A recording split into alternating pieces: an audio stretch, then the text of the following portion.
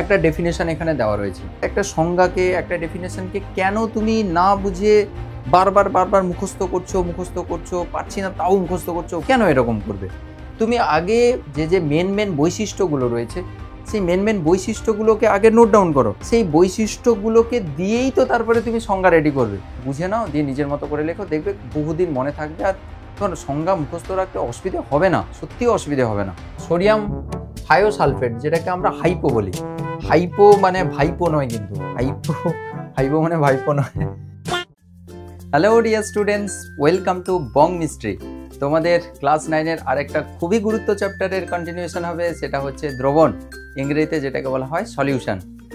দেখো, এই যে চ্যাপ্টারটা দ্রবণ চ্যাপ্টার, এটা কিন্তু অন্যান্য তোমাদের যে সকল কনসেপচুয়াল চ্যাপ্টারগুলো পড়ানো হয়েছে, যেরকম মূল কনসেপ্ট, সেটা খুবই কনসেপচুয়াল চ্যাপ্টার ছিল। অ্যাটমিক স্ট্রাকচারে যে ইলেকট্রন বিন্যাসারে ছিল, সেগুলোও কিন্তু খুব কনসেপচুয়াল চ্যাপ্টার ছিল। তো তার মতো এটাও কিন্তু একটা কনসেপচুয়াল চ্যাপ্টার। ভালো করে বুঝতে হবে, মানে মনে তো রাখতে হবে, মুখস্থ তো করতে হবে, কিন্তু বুঝে বুঝে মুখস্থ করতে হবে। যদি এ সকলের আইডিয়া, দ্রবণে কিছু কিছু জিনিস রয়েছে, বিশেষ করে গাঢ়ত্বের যে সকল টার্মগুলো রয়েছে, সেই সকল চ্যাপ্টার, সেই সকল টপিকগুলো, সেই সকল টার্মগুলো যদি ভালো করে বুঝে নাও, ক্লাস 12-এ এই চ্যাপ্টারটা কিন্তু আবার রিপিট হবে। মানে এখানে তো তুমি এইটুকুখানি পড়ছো, তোমরা ছোট, এই জন্য ছোট্ট করে এখানে দেওয়া রয়েছে। এরপরে যখন তোমরা বড় হয়ে যাবে, তখন ক্লাস 12-এ উঠলে এর আরও ডিটেল ডিসকাশন সেখানে পাবে। তো আগে থেকে যদি আইডিয়াটা ক্লিয়ার থাকে, তাহলে তো তুমি তখন বলবে, স্যার আপনি তো শিখিয়ে দিয়েছিলেন ক্লাস 9-এ, ক্লাস 12-এ আমার কাছে আবার পড়বে এই জিনিসগুলো। যদি আমার কাছে পড়বে না কেন? অবশ্যই পড়বে তোমরা আমার কাছে। তো দ্রবণ চ্যাপ্টারটা কিন্তু সেখানে আবার রয়েছে, কন্টিনিউ করা হবে সেখানে। এখন তোমাদের কিছু গুরুত্বপূর্ণ টার্ম এখানে শেখাবো, কিছু গুরুত্বপূর্ণ টপিক রয়েছে, সেগুলো আমি শিখিয়ে দেবো, যেগুলো কিন্তু ফিউচারে তোমাকে হেল্প করবে। তো ভালো করে মন দিয়ে বুঝবে এই চ্যাপ্টারটা।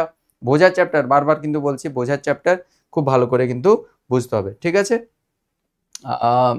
এখানে দ্রবণ লেখা রয়েছে। দ্রবণের ইংলিশ টার্মটা কি বলতো, তোমাদের জানা আছে নিশ্চয়ই। আচ্ছা, একটা কালি আমি এখানে একটা রেডি করে নিই, দিলে ভালো লাগবে আমাদের। নতুন একটা কালি আমি নিয়ে নিলাম।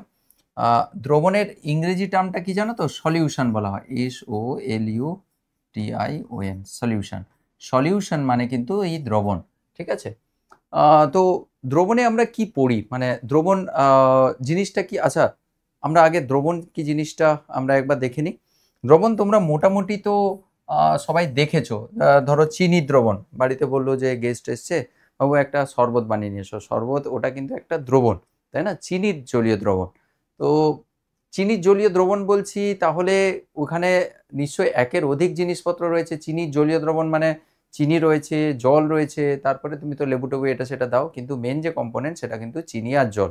তাহলে ওদেরকে মিশিয়েই কিন্তু তুমি শরবতটা তৈরি করছো, ওটা একটা চিনি দ্রবণ হয়ে গেল। তাহলে স্যার এখানে দুটো জিনিস দিয়ে আমি দ্রবণটা তৈরি করলাম, একটা চিনি আর একটা হচ্ছে জল, ওই দুটোকে মিশিয়ে আমি এখানে দ্রবণ তৈরি করলাম। তাহলে স্যার একটা জিনিস নিয়ে কি দ্রবণ হবে না? না, হবে না। দ্রবণ যদি তৈরি করতে হয়, একের অধিক পদার্থগুলোকে পরস্পরের সঙ্গে মিশিয়ে কি করতে হবে? দ্রবণ তৈরি করতে হবে। তাহলে আমরা যদি দ্রবণের যদি প্রথমে যদি কম্পোনেন্টগুলো ভাবি, তাহলে দ্রবণে দুটো জিনিস থাকে, একটা হচ্ছে দ্রাব থাকে, একটা হচ্ছে দ্রাব পদার্থ থাকে, একটা হচ্ছে দ্রাব থাকে, আর একটা হচ্ছে দ্রাবক থাকে, আর একটা কি থাকে? দ্রাবক পদার্থ থাকে। দ্রবণকে ইংরেজিতে কি বলা হয়? দ্রবণকে এক্ষুনি আমি বললাম, দ্রবণকে বলা হয় সলিউশন। সলিউশন বলা হয়, ইংরেজিতে বলা হয়, ইংলিশ টার্মগুলো খেয়াল রাখবে। আর দ্রাবকে কি বলা হবে? দ্রাবকে বলা হয় সলিউট বলা হয়, SOLUTE, সলিউট বলা হয়। আর দ্রাবক কি বলা হয়? Solvent, solvent, SOLVENT। ইংলিশ টার্মগুলো লাগবে কাজে, তাই তোমাদের শিখিয়ে দিচ্ছি এখন থেকে। দ্রবণকে বলা হয় সলিউশন, তাহলে solution equals to solute plus solvent. এবার ধরো একটা দ্রবণ, চিনি দ্রবণ আমি ধরে নিলাম, ঠিক আছে? চিনি দ্রবণ, চিনি দ্রবণ, এইটা একটা কন্টেনারে আমি কিছু পরিমাণ জল নিয়েছি। জলে আমি কি মিশিয়েছি? বাইরে থেকে আমি মিশিয়েছি চিনির দানা, এখানে হচ্ছে মিশিয়েছি, ঠিক আছে? চিনি মিশিয়েছি। এগুলো সব কি গো? এগুলো হচ্ছে সব চিনি, ঠিক আছে? এবার আমাকে এখানে বলতে হবে যে এখানে চিনিগুলো তো মিশে গেছে, এর ভেতরে তো সব মিশে গেছে চিনির দানাগুলো। যখন ঢালবে তখন তো এর সঙ্গে মিশে যায়। তুমি কি বাইরে থেকে বাবু দেখতে পাও চিনি? এরকম জলকে এরকম ঘুটে দিচ্ছ, তারপর দেখতে পাচ্ছ চিনি ঘুরছে, চিনি ঘুরছে, এরকম দেখতে পাও? একদম দেখতে পাও না, কিন্তু ঢম মারবে না। ভালো করে গুলিয়ে দিলে দেখতে পাও না। তাহলে ওটা একটা দ্রবণ অ্যাকচুয়ালি তৈরি হয়ে গেছে। এবার এই যে দ্রবণের সাথে দ্রবণে আপনি তো বললেন দুটো পার্ট রয়েছে, একটা দ্রাব্য আর একটা হচ্ছে দ্রাবক। তাহলে সে চিনির দ্রবণের ক্ষেত্রে আপনি বলুন কোনটা দ্রাব্য পদার্থ হবে, কোনটা দ্রাবক হবে। মন দিয়ে শুনবে, একদম কখনো কনফিউশনে পড়বে না। দ্রাব্য পদার্থ হচ্ছে যে পদার্থটা বাইর থেকে যোগ করছো সেটাকে বলা হয় দ্রাব্য পদার্থ, আর যেখানে যোগ করছো সেটা হচ্ছে দ্রাবক বলা হয়। আর যদি আরো সংক্ষেপে মনে রাখতে চাও তাহলে দ্রবণে, এটা তো একটা চিনি দ্রবণ, এটা তো একটা চিনি দ্রবণ, এটা হচ্ছে একটা চিনি দ্রবণ, এটা হচ্ছে চিনির দ্রবণ, এটা একটা চিনি দ্রবণ। চিনি দ্রবণে যে পরিমাণ, মানে যে কোনো দ্রবণের ক্ষেত্রে যার পরিমাণ কম থাকবে সেটাকে দ্রাব্য বলা হবে, আর যার পরিমাণ বেশি থাকবে সেটাকে দ্রাবক বা সলভেন্ট বলা হবে। এবার তুমি আমাকে বলো এই চিনি দ্রবণে কার পরিমাণ বেশি কার পরিমাণ কম? চিনির পরিমাণ কম, অবভিয়াসলি, এইটুকুখানি চিনি দিয়েছো, জল এতটা নিয়েছো, তাই না? তাহলে যার পরিমাণ কম সেটা হচ্ছে দ্রাব্য।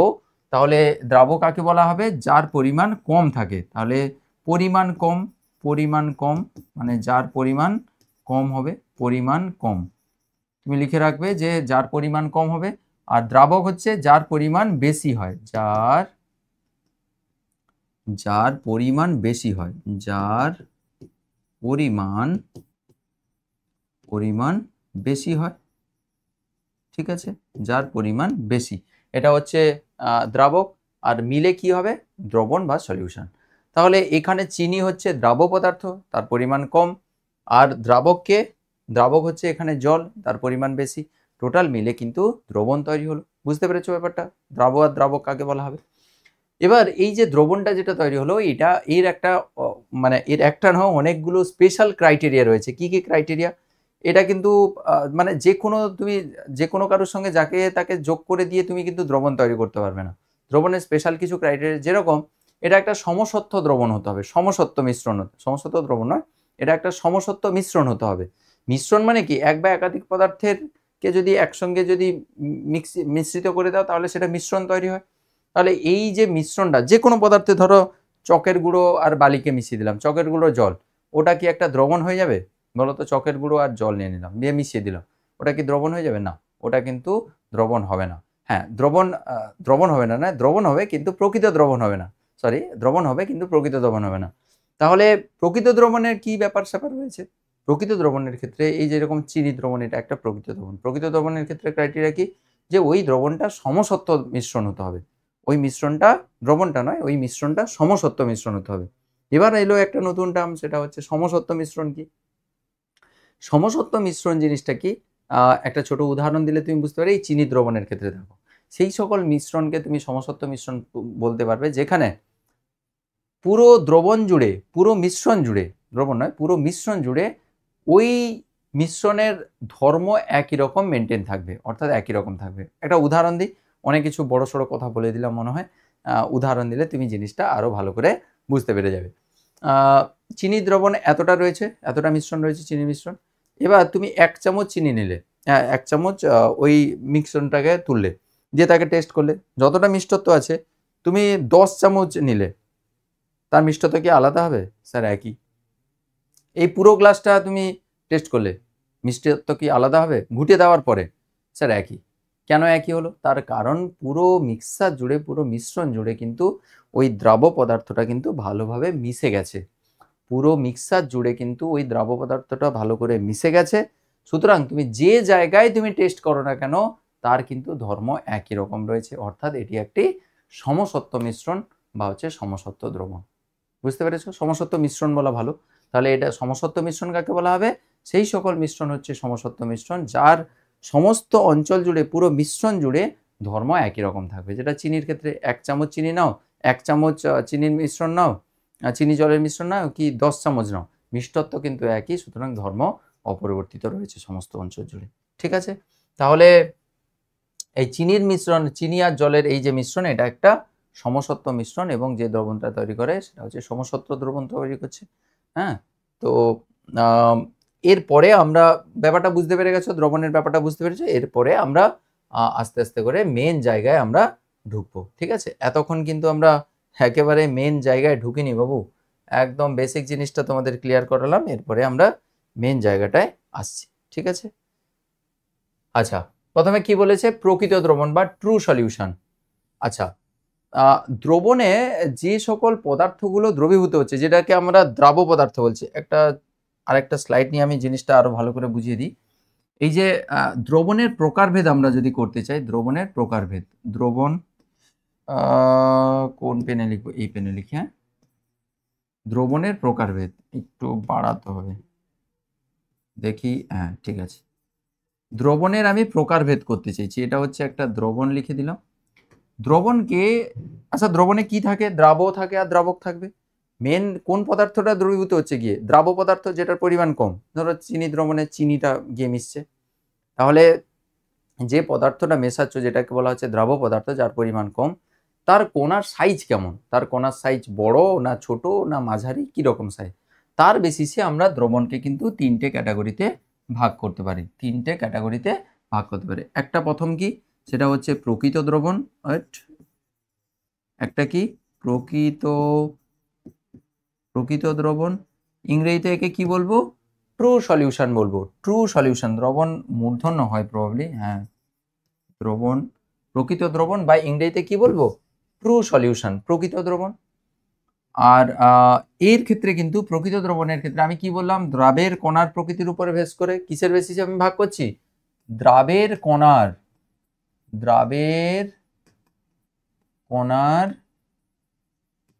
আকারের বেসিসে কিন্তু আমি ভাগ করছি, আকারের ভিত্তিতে, দ্রাবের কণার আকারের ভিত্তিতে এই ক্লাসিফিকেশন আমি করছি, ঠিক আছে। প্রথমে হচ্ছে প্রকৃত দ্রবণের ক্ষেত্রে যে দ্রাবের কণাগুলো, ওইগুলোর সাইজ কিন্তু খুবই ছোট, তাহলে দ্রাবের কণার সাইজ হচ্ছে এর ক্ষেত্রে সবচেয়ে ছোট, এর সাইজটা আমি একটু পরে বলে দিচ্ছি, মোটামুটি 10⁻⁻8 সেন্টিমিটার বা তার থেকে কম, মানে লেস দেন 10⁻⁻8 সেন্টিমিটার হবে। 10⁻⁸ সেন্টিমিটার মানে কি গো, এটা মানে কি, একের পিঠে মানে 1/1 8টা শূন্য, 1 2 3 4 5 6 7 8, এইটা হচ্ছে এই ভ্যালুটা, তাহলে এর থেকেও কম হবে, কতটা কম ভ্যালু বুঝতে পেরেছো, তখন সেটা হবে প্রকৃত দ্রবণ। নাম্বার 2 হচ্ছে কলয়েডও একটা দ্রবণ। কলয়েডের ক্ষেত্রে কি হয়, 10⁻, মানে এর থেকে একটু বড় সাইজ হয়ে যায় আর কি, এর ক্ষেত্রে কণার সাইজটা কি হয়, এর তুলনায় একটুখানি বড় হয়ে যায়, এর তুলনায় একটুখানি বড় হয়, মানে এর সাইজটা হচ্ছে 10⁻⁻7 সেন্টিমিটার থেকে 10⁻⁻5 সেন্টিমিটার। এগুলো কিন্তু সব ব্যাস বলছি, কিন্তু এগুলো হচ্ছে ব্যাস, এগুলো নট ব্যাসার্ধ, এত সেন্টিমিটার ব্যাস, এর ক্ষেত্রে এত সেন্টিমিটার ব্যাস, কণার ব্যাস, এটা ব্যাসার্ধ নয় কিন্তু, মানে কণা হলে এর ব্যাস, এটা দ্রবকণার ব্যাস, ঠিক আছে। কলয়েডের ক্ষেত্রে এই সেন্টিমিটার। আর আরেকটা হচ্ছে প্রলম্বন, এর ক্ষেত্রে কণার সাইজটা কিন্তু এর তুলনায়ও বড়, মানে 10⁻⁻4 বা তার থেকেও বেশি আর কি, এর তুলনায় বেশি হবে, ঠিক আছে। দেখো ⁻⁻ রয়েছে, ⁻⁻ মানে মাইনাসে যত ভ্যালু বেশি হবে তত কিন্তু ভ্যালু ছোট, মানে এখানে পাওয়ার মাইনাস দিয়ে যত ভ্যালু বড় বড় সংখ্যা যত লিখবে তত কিন্তু ওভারঅল ভ্যালুটা কিন্তু ছোট হয়ে যাবে, এটা তোমরা জানো। 10⁻⁻ যত মাইনাস বেশি হয় তত কিন্তু তার ভ্যালুটা ছোট হয়। 10⁻⁻4 মানে কি, 1/4 শূন্য, তাই না, এত সেন্টিমিটার ব্যাস বিশিষ্ট কণা আর কি। আচ্ছা, এইটা আমি একটু দেখে নিব, এটা 10⁻⁻4 আছে না 10⁻3 আছে, আমি একটু পরে দেখে পুরো জিনিসটা বলে দিচ্ছি, ঠিক আছে। প্রলম্বনের ক্ষেত্রে কণার ব্যাসটা কেমন হয়, আমি তাও একবার আমি এখানে দেখে নিতে চাই ব্যাসটা কত আছে। প্রলম্বনের ক্ষেত্রে 10⁻5, মানে 10⁻5 এর থেকে বেশি আর কি, 10⁻5 এর থেকে বেশি, মানে তার থেকে বেশি, এইদিকে গ্রেটার দেন দিয়েছি মানে তার থেকে একটু বেশি হবে, ঠিক আছে। আমি কেটে এটা লিখে দিলে তার থেকে বেশি হবে, ঠিক আছে। তো এটা কিসের বেসিসে আমরা ক্লাসিফাই করলাম, এটা আমরা ক্লাসিফাই করলাম দ্রাবের কণার আকারের বেসিসে, দ্রাবের কণা কোথায় বেশি কোথায় হচ্ছে, মানে দ্রাবক কণার সাইজ কোথায় বড় কোথায় ছোট, তার বেসিসে আমরা এই ক্লাসিফিকেশনটা করলাম। এবার আমরা এক এক করে এইগুলো নিয়েই ডিসকাস করবো, এই যে প্রকৃত দ্রবণ কি, তার কি ক্রাইটেরিয়া রয়েছে, কলয়েড দ্রবণ কি, কলয়েড দ্রবণ এটা অ্যাকচুয়ালি, ক্লোরয়েড দ্রবণ কি, তার ক্রাইটেরিয়া কি, প্রলম্বন দ্রবণ কি, তার ক্রাইটেরিয়া কি, এগুলো নিয়ে আমরা এক এক করে ডিসকাস করব। ঠিক আছে, তো ফান্ডামেন্টালটা বুঝে গেছো, এরপরে আমাদের আর ডিসকাস করতে অসুবিধা হবে না। ফার্স্ট হচ্ছে প্রকৃত দ্রবণ। এই যে দেখো পরপর রয়েছে প্রকৃত দ্রবণ, কলয়েডীয় দ্রবণ, প্রলম্বন। হ্যাঁ, ট্রু সলিউশন প্রকৃত দ্রবণ মানে ট্রু সলিউশন, কলয়েডীয় দ্রবণ মানে কলিডাল সলিউশন, কলয়েড থেকে কলিডাল সলিউশন। আর প্রলম্বনকে বলা হচ্ছে সাসপেনশন বলা হয়, তাকে বলা হয় সাসপেনশন। তো প্রথমে আমরা ডিসকাস করব সেটা হচ্ছে প্রকৃত দ্রবণ নিয়ে ডিসকাস করব, প্রকৃত দ্রবণ বা ট্রু সলিউশন নিয়ে আমরা ডিসকাস করব। তো এখানে তার ডেফিনেশনটা দেওয়া রয়েছে, তো ওটা নিশ্চয়ই বুঝতে পেরেছো যে কত সেন্টিমিটার ব্যাস বিশিষ্ট কণাগুলো দ্রাবকের মধ্যে দ্রবীভূত থাকবে। দ্রাবক তোমাদের বলেছি, আর দ্রাবক হচ্ছে যেটার পরিমাণ বেশি তার মধ্যেই তো দ্রাব্য পদার্থ থাকে, তাই না? তাহলে বলছে যে যখন কোনো দ্রাবকে দ্রাবের কণাগুলি সম্পূর্ণ দ্রবীভূত হয় এবং দ্রাবের কণাগুলি প্রায় 10⁻⁴ সেন্টিমিটার ব্যাসের ছোট কণায় পরিণত হয়ে দ্রাবকের সঙ্গে মিশে স্বচ্ছ সমসত্ব ও স্থায়ী মিশ্রণ উৎপন্ন করে। এইটা খুব ইম্পর্টেন্ট কথা, স্বচ্ছ সমসত্ব এবং স্থায়ী মিশ্রণ। তাহলে এটা একটা সমসত্ব মিশ্রণ হবে। তাহলে প্রকৃত দ্রবণ একটা সমসত্ব মিশ্রণ, মানে টোটাল মিশ্রণ জুড়ে কিন্তু প্রপার্টিটা একই রকম থাকতে হবে। তাহলে এটা একটা সমসত্ব মিশ্রণ। এটা একটা স্থায়ী মিশ্রণ। স্থায়ী মিশ্রণ মানে কণাগুলো, দ্রাবের কণাগুলো থিতিয়ে পড়বে না। তুমি একটা সিম্পল কথা ধরো, চিনি দ্রবণ তুমি এখানে বানিয়েছো, হ্যাঁ, চিনি দ্রবণকে তুমি 10 দিন, 20 দিন, 25 দিন, 30 দিন, 1 মাস, 1 বছর রেখে দাও, চিনি দ্রবণই থাকবে, সেখানে চিনি কিন্তু আস্তে আস্তে থিতিয়ে পড়বে না। তাহলে থিতিয়ে পড়ছে না মানে কি, ওই দ্রবণটা কিন্তু স্টেবল, স্থায়ী। যদি থিতিয়ে পড়তো তাহলে ওটা অস্থায়ী দ্রবণ বলতাম। ব্যাপারটা বুঝতে পেরেছো? তাহলে এটা একটি সমসত্ব দ্রবণ কোনটা, প্রকৃত দ্রবণ, আর এটা একটা স্থায়ী মিশ্রণ, মানে স্থায়ী মিশ্রণ এবং হচ্ছে সমসত্ব মিশ্রণ। আর তাহলে তাকে কি বলবো, প্রকৃত দ্রবণ বলবো। তাহলে প্রকৃত দ্রবণে 3টা ভালো ক্যারেক্টার তুমি পেলে। 1 নম্বর হচ্ছে সেটা সমসত্ব দ্রবণ হতে হবে, স্থায়ী মিশ্রণ হতে হবে, সমসত্ব মিশ্রণ হতে হবে, স্থায়ী মিশ্রণ হতে হবে, এবং কণার ব্যাসটা যেন 10⁻⁴ সেন্টিমিটার ব্যাসের থেকেও ছোট হয়। ঠিক আছে, তাহলে তখন সেটাকে কি বলবো, প্রকৃত দ্রবণ। আচ্ছা, 10⁻⁴ সেন্টিমিটার ব্যাসের ছোট কণায় 10⁻⁴ তো নয় না, 10⁻⁸ হবে তো। 10⁻⁴ কোত্থেকে এলো গো, এ বাবা, প্রকৃত দ্রবণের ক্ষেত্রে 10⁻⁴ তো নয়, হ্যাঁ ভুল হয়ে গেছে, 10⁻⁸ হবে। সেই কথা বলে, এ বাবা, অনেক বড় ভুল হয়ে গিয়া ভাই সাহ। এটা 10⁻⁸ হবে গো বাবু, 10⁻⁸ হবে। সেই কথা বলো, এক্ষুনি তো আমরা দেখালাম, দেখো, হ্যাঁ, প্রকৃত 10⁻⁸ বা তার থেকে ছোট। এখানে 10⁻⁴, মানে 4 আর মানে এটা বাংলায় হয়তো করার সময় মিস্টেক হয়ে গেছে, সেখানে 8 ছিল, তো ওটাকে ইংলিশে মনে হয় ভাবা হয়েছিল যে ওটা 8টা 4 লেখা আছে আর কি, বাংলায় লেখা আছে ভাবছি। ঠিক আছে, তো 10⁻⁸ সেন্টিমিটার হবে, আর সমসত্ব মিশ্রণ হবে, আর স্থায়ী মিশ্রণ হবে। এই ক্রাইটেরিয়া 3টা একটু মনে রাখবে। এইগুলো হচ্ছে প্রকৃত দ্রবণের মেন ক্রাইটেরিয়া, বোঝা গেল? আচ্ছা, এরপরে হচ্ছে বৈশিষ্ট্য। ফার্স্ট বৈশিষ্ট্য কি বলছে, কণাগুলির ব্যাস 10⁻⁸ সেন্টিমিটার বা 0.1 ন্যানোমিটার। এটা তো তোমরা জানো, এক্ষুনি বললাম। আচ্ছা, এই যে সেন্টিমিটার, ন্যানোমিটার, এই যে ব্যাপারটা কিন্তু মুখস্থ রাখবে। মানে সবসময় যে সেন্টিমিটারে কোশ্চেন দেবে এরকম নয়, এই সাইজ থেকে পরীক্ষায় কোশ্চেন আছে, খুব কেয়ারফুল থাকবে, পরীক্ষায় শর্ট কোশ্চেন আছে যে কলয়েড কণার ব্যাস কত, হ্যাঁ, প্রলম্বন কণার ব্যাস কত, প্রকৃত দ্রবণের কণার ব্যাস কত, এগুলো কিন্তু পরীক্ষা আছে। তো সে সবসময় সেন্টিমিটারে দেবে এরকম নয়, তোমাকে বলবে ন্যানোমিটারে কত হবে। তাহলে তুমি এটা নিশ্চয়ই জানো যে 1 ন্যানোমিটার সমান 1 ন্যানোমিটার সমান হচ্ছে 10⁻⁻⁹ মিটার। ঠিক আছে, তো 10⁻⁸ সেন্টিমিটার বলেছে, তোমাকে তো ন্যানোমিটারে নিয়ে যেতে হবে, তাহলে 0.1 ন্যানোমিটার হয়ে যাবে।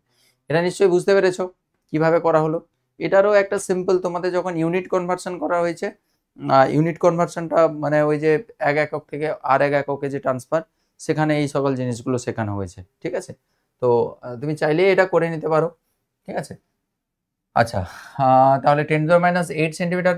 যদি তোমার অসুবিধা হয় তাহলে বলবে, নাহলে এইটা থেকে কিভাবে এখানে এলো শিখে দেওয়া হবে। ক্লাস 11-এ শেখানো হয় ইউনিট কনভার্সনে, যে এত সেন্টিমিটার সমান কিভাবে এত ন্যানোমিটার হলো। এইটাকে সিম্পল, এইটাকে ইউজ করলেই হয়ে যাবে এটা, বুঝতে পেরেছো? তো এই সেন্টিমিটার সমান কত মিটারে নিয়ে যেতে হবে, সেই মিটার থেকে ন্যানোমিটারে নিয়ে চলে আসতে হবে, আর কিছু না। তাহলে 0.1 ন্যানোমিটার বা 10⁻⁸ সেন্টিমিটার। ঠিক আছে, কণাগুলোর সাইজ তো খুবই ছোট, তাহলে খুব ছোট যদি হয় তাহলে প্রকৃত দ্রবণ কণাগুলোকে তুমি ফিল্টার কাগজ দিয়ে ফিল্টার করতে পারবে না, ধরে রাখতে পারবে না। মানে ফিল্টার কাগজ বা পার্চমেন্ট কাগজ বা প্রাণীজ বা উদ্ভিদ ঝিল্লির মধ্য দিয়ে সহজেই কিন্তু চলে যেতে পারে। তুমি এরকম ফিল্টার কাগজ তুমি তো জানো ওই যে কাগজেরই মতো তো ফিল্টার কাগজ, ওইরকম মুড়ে তারপরে ওই ফানেল টাইপের করে তাতে যখন তুমি চিনির জল ঢেলে দেবে, চিনিগুলো কি আলাদা হয়ে যায়, জলগুলো নিচে চলে যায়, চিনিগুলো উপরে ভেসে থাকে? এরকম কিন্তু নয়। তাহলে এগুলো কিন্তু সহজে চলে যেতে হয়। তাহলে প্রকৃত দ্রবণের ক্ষেত্রে কণাগুলো কিন্তু তুমি ফিল্টার কাগজের মাধ্যমে ছাঁকতে পারবে না, মানে ছাঁকুনির মতো ছাঁকতে পারবে না, সহজে চলে যাবে। এই দ্রবণের কণাগুলো ব্রাউনীয় গতি এর টিন্ডাল প্রভাব দেখায় না। এটা খুব ইন্টারেস্টিং কথা, এটাও ভালো করে খেয়াল রাখবে। আমি কলয়েড যখন পড়াবো তোমাদের সেখানে শিখিয়ে দেবো এই ব্রাউনীয় গতি কি আর টিন্ডাল ধর্মটা কি, এগুলো আমি তোমাদের শিখিয়ে দেবো যখন কলয়েড পড়াবো। এরপরে কলয়েড আছে, কলয়েডে আমি পড়াবো ব্রাউনীয় গতি আর টিন্ডাল ধর্মটা কি জিনিস, ঠিক আছে? প্রকৃত দ্রবণ কিন্তু এটা দেখায় না, এটা দেখাবে না, এটা খেয়াল রাখবে, এটা দেখায় না। প্রকৃত দ্রবণ সমসত্ব এবং স্বচ্ছ হয়, এটা তো তোমাদের আগেও শিখিয়েছি। এটা একটা সমসত্ব দ্রবণ, সমসত্ব মিশ্রণ হয়, অর্থাৎ সমস্ত অঞ্চল জুড়ে কিন্তু দ্রবণের সমস্ত অঞ্চল জুড়ে এর ধর্ম একই রকম থাকে। এরূপ দ্রবণকে অনেকদিন রেখে দিলেও দ্রাবক কণাগুলি থিতিয়ে পড়ে না। এক্ষুনি বললাম যে এরা স্থায়ী দ্রবণ, স্থায়ী মিশ্রণ, তাই এরা কিন্তু কণাগুলোকে মানে এদের ক্ষেত্রে কণাগুলো থিতিয়ে পড়বে না, ঠিক আছে? এটা খেয়াল রাখবে এই সকল জিনিসগুলো। এখানে ট্রু সলিউশনে এখানে কণার ব্যাসটা এখানে দেওয়া রয়েছে যে 10⁻⁸ বা তার থেকে ছোট, দেখো তার সঙ্গে সমান। এটা মানে কি গো, এইটা মানে হচ্ছে লেস দেন আর এটা হচ্ছে ইকুয়াল, তাহলে 10⁻⁸ এর থেকে ছোট বা তার সঙ্গে সমান হবে। লেস দেন ইকুয়ালস টু বলা হয়, এটা মানে হচ্ছে লেস দেন ইকুয়ালস টু মানে তার থেকে ছোট বা তার সঙ্গে সমান হবে, ঠিক আছে? নেক্সট, এরপরে হচ্ছে কলয়েডাল সলিউশন। তাহলে প্রকৃত দ্রবণ বা হচ্ছে ট্রু সলিউশন হয়ে গেছে। এরপরে কলয়েডাল সলিউশনে আসছি, কলয়েডাল সলিউশন বা হচ্ছে কলয়েডীয় দ্রবণ, ঠিক আছে? কলয়েডীয় দ্রবণের ক্ষেত্রে কি, দেখো সবই তো কণার সাইজের বেসিসে আমরা ক্লাসিফাই করেছি। তাহলে কলয়েডের ক্ষেত্রে কি হবে, 10⁻⁷ থেকে 10⁻⁵ সেন্টিমিটার ব্যাস বিশিষ্ট কণাগুলো থাকবে। তাহলে 10⁻⁵ সেন্টিমিটার থেকে কণাগুলোর ব্যাস কি হবে, 10⁻⁷ সেন্টিমিটার ব্যাস বিশিষ্ট কণাগুলো কি হবে, দ্রাবকের মধ্যে, এক্ষেত্রে যদিও কলয়েডের ক্ষেত্রে দ্রাবক বলা হয় না, তো আপাতত মনে রাখো যে দ্রাবকের মধ্যে এই ব্যাস বিশিষ্ট কণাগুলো কি সূক্ষ্ম কণাগুলো প্রলোমিত অবস্থায় ইতস্ততভাবে ঘুরে বেড়াবে এবং একটি দ্বিদশা সম্পন্ন অস্বচ্ছ, দেখো সেটা স্বচ্ছ ছিল, প্রকৃত দ্রবণ স্বচ্ছ ছিল, এটা একটা অস্বচ্ছ অসমসত্ব কিন্তু স্থায়ী মিশ্রণ হবে। তাহলে ক্রাইটেরিয়াগুলো দেখো, প্রকৃত দ্রবণের ক্ষেত্রে ছিল সেটি একটি সমসত্ব, স্বচ্ছ এবং হচ্ছে স্থায়ী। এটা দেখো, এটা একটা অস্বচ্ছ মিশ্রণ হবে, অসমসত্ব হবে, অর্থাৎ সমগ্র অঞ্চল জুড়ে মিশ্রণের সমস্ত অঞ্চল জুড়ে কিন্তু প্রপার্টি একই রকম থাকবে না, অসমসত্ব হবে। এটা একটা স্থায়ী মিশ্রণ হবে, স্টেবল, মানে সেটাও যেরকম স্টেবল যে থাকলে যে থিতিয়ে পড়ে গেছিলো সেরকম নয় চিনি দ্রবণের ক্ষেত্রে, এক্ষেত্রেও সেরকম যে থিতিয়ে পড়ে যাবে রেখে দিলে এরকম নয়। তাহলে অসমত্ব স্থায়ী মিশ্রণ উৎপন্ন করে, এই অস্বচ্ছ অসমসত্ব স্থায়ী মিশ্রণকে কলয়েডীয় দ্রবণ বলা হয়। পরীক্ষার জন্য ডেফিনেশনটা করে রাখতে পারো, তবে খুবই সিম্পল, তুমি কণার ব্যাসটাকে ছাড়বে না, যখন ডেফিনেশন বলে নিজের মতো করে করবে। যে দেখো কোনো ডেফিনেশন পরীক্ষায় মানে সবসময় আমি স্টুডেন্টদের এই জিনিসগুলো শেখাই, বড়দেরও, তোমাদের সিনিয়রদেরও বলি আর তোমাদেরও বলছি, যে ধরো এখানে একটা ডেফিনেশন এখানে দেওয়া রয়েছে, তুমি ডেফিনেশন একটা সংজ্ঞাকে, একটা ডেফিনেশনকে কেন তুমি না বুঝে বারবার বারবার মুখস্থ করছো, পারছি না তাও মুখস্থ করছো, ভুলে যাচ্ছি তাও মুখস্থ করছো, কেন এরকম করবে? তুমি আগে সেই সংজ্ঞাটার যে যে মেন বৈশিষ্ট্যগুলো রয়েছে, সেই মেন বৈশিষ্ট্যগুলোকে আগে নোট ডাউন করো, যে হ্যাঁ এই সংজ্ঞার মেন বৈশিষ্ট্য হচ্ছে এগুলো, সেই বৈশিষ্ট্যগুলোকে দিয়েই তো তারপরে তুমি সংজ্ঞা রেডি করবে। তুমি না বুঝে শুনে তুমি গাঁতিয়ে তুমি মুখস্থ করার চেষ্টা করছো, সেটাকে মনে রাখার চেষ্টা করছো, ওর জন্য ব্রেনের উপরে প্রেশার পড়ছে, এই জন্য তোমার পড়া মুখস্থ হচ্ছে না। তো আগে যে কোনো সংজ্ঞার ক্ষেত্রে সবসময় চেষ্টা করবে আগে ভালো করে বুঝে নেওয়া, সেখানকার ইম্পর্টেন্ট কি কি কনসেপ্ট বলেছে, কি কি লাইন বলেছে, সেগুলোকে দরকার হলে আলাদা জায়গায় নোট করে রাখো, তারপরে ওই সংজ্ঞাটা মুখস্থ করো। মুখস্থ মানে নিজের মতো করে সেটা বলার চেষ্টা করো। তোমাকে কখনো এরকম বলা হয় না যে তুমি যেটা বইতে লেখা রয়েছে সেটাই তুমি ডিরেক্টলি বলো। ডেফিনেশন মানে এরকম নয় যে বইতে যেটা আছে সেটাই ডিরেক্টলি কপি পেস্ট করে দাও, এরকম নয়। কিন্তু স্যারেরাও কখনো এরকম বলেন না যে যেটা বইতে আছে সেটাই লিখতে হবে, না হলে নাম্বার দেবো না। কিছু কিছু স্যারেরা রয়েছে যারা বোঝে না, এরকম আনাড়ি কথাবার্তা বলেন, কিন্তু এটা সবসময় প্রযোজ্য নয়। তুমি নিজের মতো করে নিজের ভাষায় লেখো না, বুঝে নাও, দিয়ে নিজের মতো করে লেখো, দেখবে বহুদিন মনে থাকবে। আর তোমার সংজ্ঞা মুখস্থ রাখতে অসুবিধা হবে না, সত্যিই অসুবিধা হবে না। তোমাদের মেন প্রবলেম হয় তোমরা না বুঝে ওই সংজ্ঞাগুলো মুখস্থ করতে যাও বলেই প্রবলেমটা হয়, বুঝলে? তো এই জিনিসটা করো, দেখবে সংজ্ঞা মুখস্থ রাখতে কোনো অসুবিধা হবে না তোমাদের। তো যেটা বলছিলাম যে এখানে ধরো যে মেন লাইনগুলো, সেটা হচ্ছে 10⁻⁻, মানে কণার সাইজটা এখানে মেন ফ্যাক্টর, ওটাকে তোমাকে নোট ডাউন করে রাখতে হবে। এটা একটা অস্বচ্ছ অসমস্ত স্থায়ী মিশ্রণ, এটা বলতে হবে। এবং একের অধিক মানে দুটো পদার্থের এখানে মিশ্রণ উৎপন্ন হচ্ছে, সেটাকে আমরা কলয়েড বলে দেবো বা কলয়েড দ্রবণ বলবো। যে কণাগুলো বা 10⁻⁵ থেকে 10⁻7 সেন্টিমিটার ব্যাস বিশিষ্ট কণাগুলো যখন অন্য কোনো পদার্থের সঙ্গে মিশে তারা একটা অসমসত্ব স্থায়ী অস্বচ্ছ মিশ্রণ বা দ্রবণ উৎপন্ন করে, তখন সেই দ্রবণকে আমরা কলয়েড দ্রবণ বলবো। এই তো হয়ে গেল। আমি কি মুখস্থ করলাম? মুখস্থ মোটেও করিনি আমি, কিন্তু আমি এই জিনিসগুলো জানলাম বলে আমি বলে দিতে পারলাম, ঠিক আছে? সো মুখস্থ করার আগে জিনিসগুলো বোঝার চেষ্টা করবে, কেমন? আচ্ছা, তো এটা হলো। নেক্সট, কলয়েডের এখানে উদাহরণ দেওয়া রয়েছে, ভালো ভালো এক্সাম্পল দেওয়া রয়েছে। একটা হচ্ছে কুয়াশা, মেঘ, আমি একটু পরে বলবো কুয়াশা মেঘ কেন কলয়েড। এটা কিন্তু অস্বচ্ছ অসমসত্ব কিন্তু স্থায়ী, তাই না? নদীর ঘোলা জল, রক্ত, দুধ, ভাতের ফ্যান, মাখন, আইসক্রিম, ধোঁয়াশা, অনেক উদাহরণ। মানে আমরা দৈনন্দিন জীবনে যে সকল বেশিরভাগ যে সকল খাবার খাই, হ্যাঁ, প্রকৃতিতে অনেক জিনিসপত্র রয়েছে যেগুলো কিন্তু কলয়েড হিসাবে থাকে। তো তোমাদের লিস্ট করে দেখালে তখন বুঝতে পারবে, উদাহরণগুলো একটু মনে রাখবে। আচ্ছা, এর বৈশিষ্ট্যগুলো কি কি রয়েছে? এর কণাগুলো কি ওই ফিল্টার কাগজ বা পার্চমেন্ট কাগজের মধ্যে দিয়ে চলে যেতে পারবে? না, যেতে পারবে না। হ্যাঁ, তো এই কণাগুলো, এই মিশ্রণের অদ্রাব্য কণাগুলো ফিল্টার কাগজের মধ্য দিয়ে যেতে পারে, কিন্তু পার্চমেন্ট কাগজের মধ্য দিয়ে যেতে পারে না। আচ্ছা, ফিল্টার কাগজের মধ্য দিয়ে যেতে পারবে, কিন্তু পার্চমেন্ট কাগজের মধ্য দিয়ে যেতে পারবে না। কণাগুলোর ব্যাস হচ্ছে 10⁻7 থেকে 10⁻5 সেন্টিমিটার বিশিষ্ট, বা 1 ন্যানোমিটার থেকে 100 ন্যানোমিটার। তোমাদের তো আগে বলা হয়েছিল যে ন্যানোমিটারের সঙ্গে ওই সেন্টিমিটারের রিলেশন সেখানে বলা হয়েছিল, তাই না? 10⁻8 সেন্টিমিটার, 10⁻8 সেন্টিমিটার ছিল 0.1 ন্যানোমিটার। আর এখানে 10⁻7, 10⁻5, এটা হচ্ছে 1 ন্যানোমিটার থেকে 100 ন্যানোমিটার মধ্যে রেঞ্জ থাকবে। কলয়েডীয় কণাগুলো ব্রাউনীয় গতি দেখা যায়, এটা খুব ইম্পর্টেন্ট কথা। এবার তোমাদের বলি যে ব্রাউনীয় গতি কি জিনিস।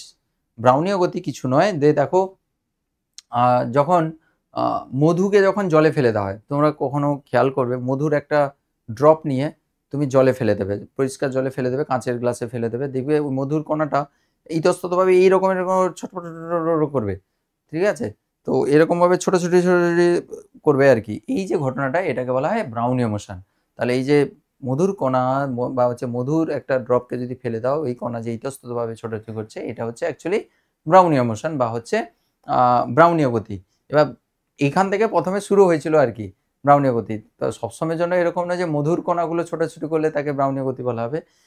কলয়েডের ক্ষেত্রে ব্রাউনীয় গতি কাকে বলবে? কলয়েডের ক্ষেত্রেও সেই রকমভাবে ওই মধুর কণা যেরকমভাবে জলে ফেলে দিলে যেরকম ছোটাছুটি করে ইতস্ততভাবে, সেই রকমভাবে কলয়েডের ক্ষেত্রেও কলয়েডের যে কণাগুলো, ওই কলয়েডের মধ্যে কলয়েডের কণাগুলো, হ্যাঁ, যে কণাগুলো ওই কলয়েডের ওই দ্রাবক যেটাকে বলা হয়, যদিও দ্রাবক বলা হয় না কলয়েডের ক্ষেত্রে, আপাতত যেটা শিখিয়েছি সেটা অনুযায়ী দ্রাবক হচ্ছে।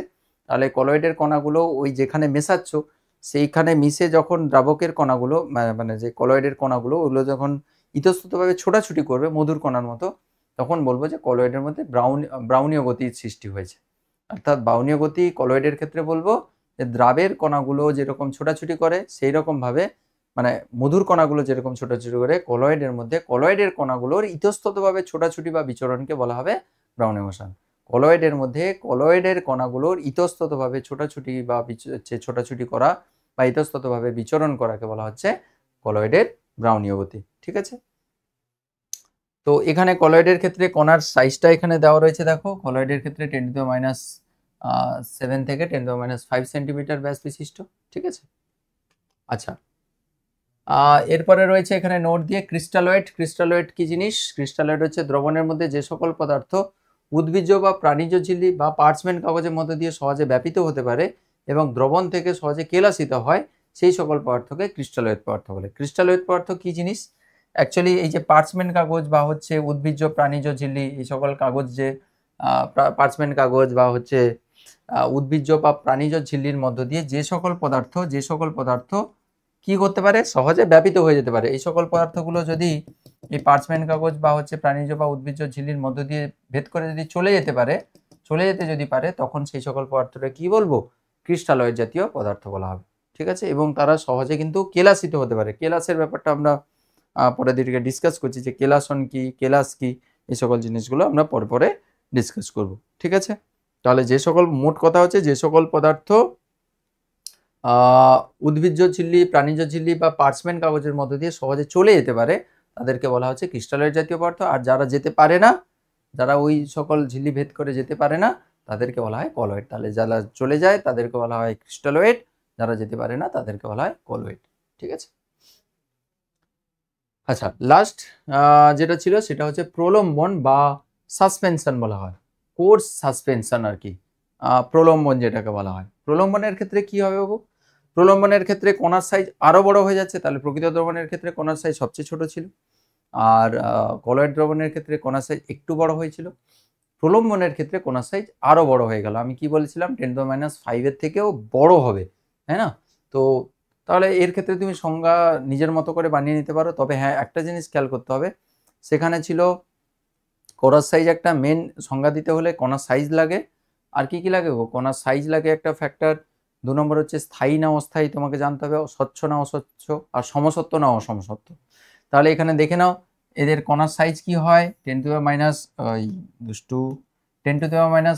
সেন্টিমিটার, ও তার থেকে অধিক ব্যাসবিশিষ্ট, 10⁻⁵ এর থেকেও বেশি।